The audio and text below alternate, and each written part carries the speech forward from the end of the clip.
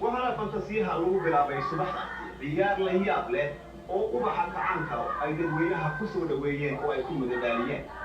lama kala garto ilmaha iyo ubaxa ay kolba kor u qaadayaan oo geesta ay u qaadaanba ay leedahay macno gooni ah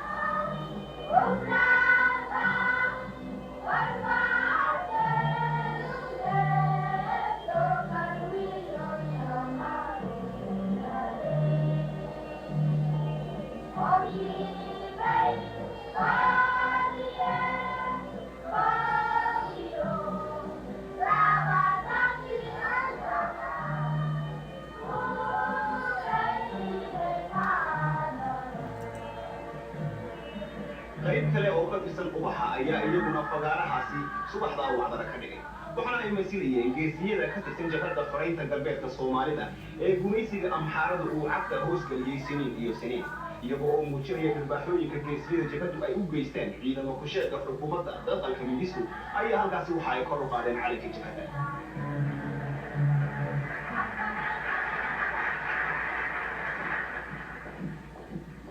xogayaha guud ee xisbiga hanti wadaaga kacaanka Soomaalida Jaale Maxamed Siyaad Bare waxa uu salaan ka gudoomay boqolaal masiixiya oo ka tirsan bulshada Soomaaliyeed waxaana horseed u ahaa xisbiga hanti wadaaga kacaanka Soomaalida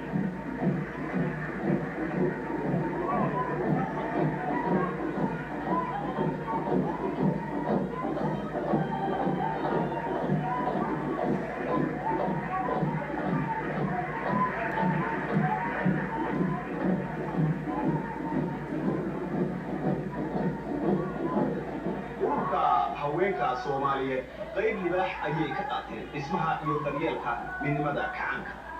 haweenku weligoodba waa kuwii naftooda u huri jiray gobonnimo doonka waa kuwii muriyadahooda iyo dahabkooda ku soo gaday xorriyaddii halgankii loo galay iminkana haweenka Soomaaliyeed taageero xoog leh iyo gacan weyn ayay siiyaan jabhadda u horseeda go'aansita iyo dadkii Soomaalidu ay hidaha iyo dhaqanka u ahayd haweenkii ragna isugu jira ayaa halkaasi waxa ay ku mareen shirib la yaab iyagoo xaafad waliba ay muujinayso sida ay ugu dadaasho horumarinta magaalada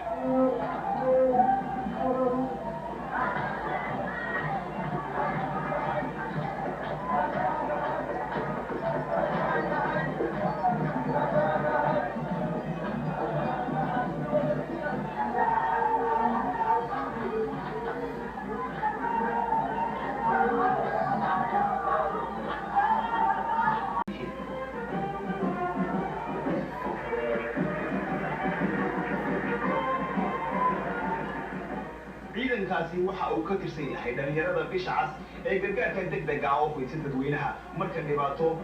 ay soo fool yeelato degdeg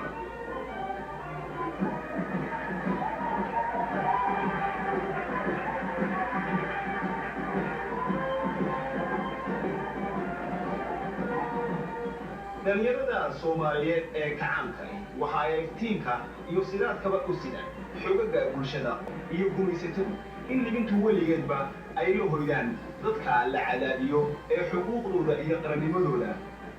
u halgamaya inkasta oo xooga gumaysigu uu la xadbay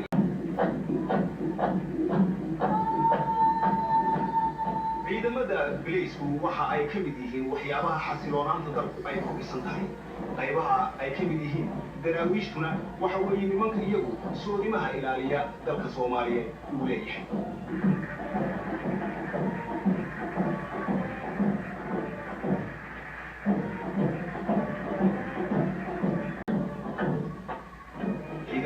gilmadka bilayska oo sitaa dareyskii iyo guna ay lagu garan jiray ee ay diyaarka ugu ahaayeen mar walba hawsha iyo xilka soo foosaaray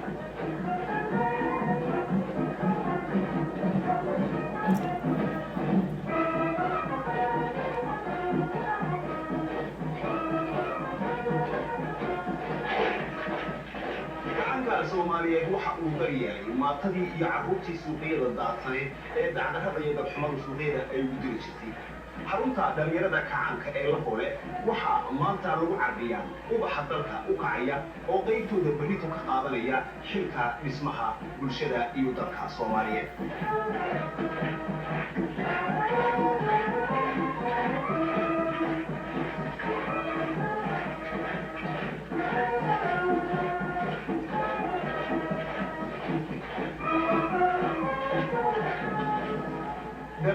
macadka tababarka ee xalane ee iyagu u dalban difaaca dalka.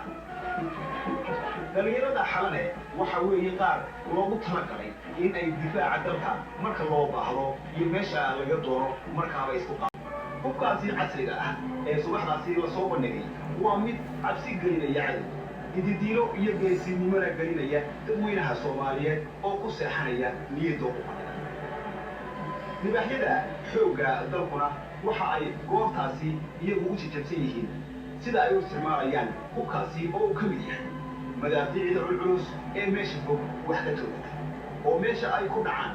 holoc iyo dab mooye aan nafla ku haray.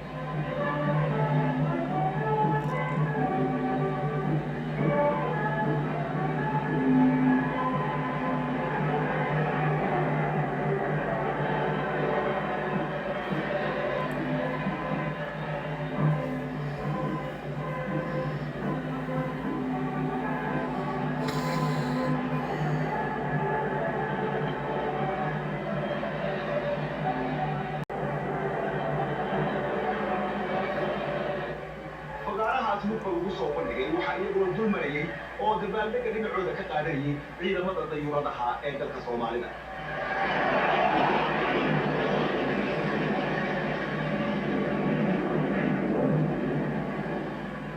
taariikhda hargashe maalintaasi Oktoobar ay ahayd 2020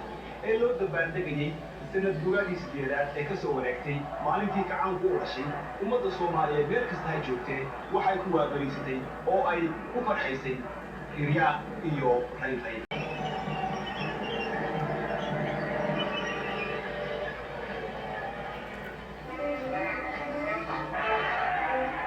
waxaa la isugu tegay garoonka weyn ee la yidhaaho banaadir ee ciyaaraha ee magaalada Muqdisho halkaasi oo dhalinyarada Soomaalidu ay ku tartamayeen.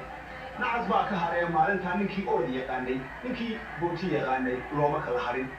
bootinta dheer oo dhalinyaradu ay ku tartamayeen. habluhu waxa ay ka qayb galeen tartanka orodka xawla. Jaale Xuseen Kulmiye ayaa ka mid ahaa madaxdii sharafta lahayd ee halkaasi daawanaysay dhalinyaradu ciyaaraha ay soo bandhigeen.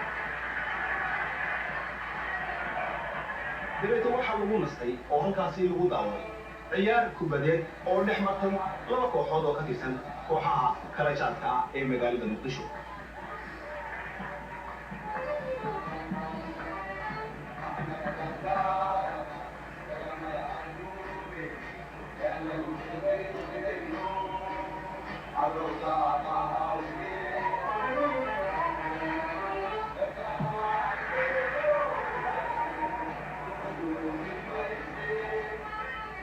ciyaartaasi kubadda ah ee lagu tartamay magaalada Muqdisho labada kooxood ay isaga yimaadeen waxa weeye mid uu muujinaysa sida dhalinyarada Soomaalida kubadda ciyaarta ay ugu horumareen xafada iyo xeeladaha iyo tabaha kubadda lugta. taasi oo ay ku muujiyeen meelo fara badan oo dibadda ah oo ay isaga hor yimaadeen kooxo shisheeye ah oo ciyaarta kubadda ay isku ridiyeen.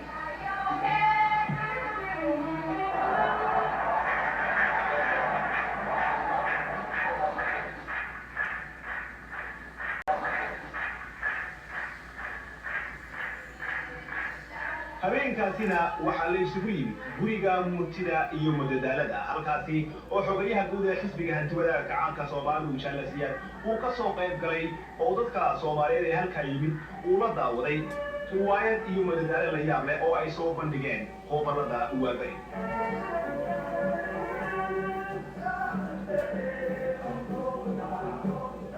kacaanka Soomaaliyeed wuxuu daryeelaa sidii qoboladu ay u madax bannaanaan lahaayeen dhaqanka iyo hidaha Soomaalida mar walba in la daryeelo. kacaanka ummadda Soomaaliduna waxa weeye ka gacanta ugu horeysa siiya in ummadda Soomaalidu ay noqoto mid dhaqankeeda had iyo jeer ku faanta oo dhaqan shisheeye aan sidaasi u sii tiilaalin.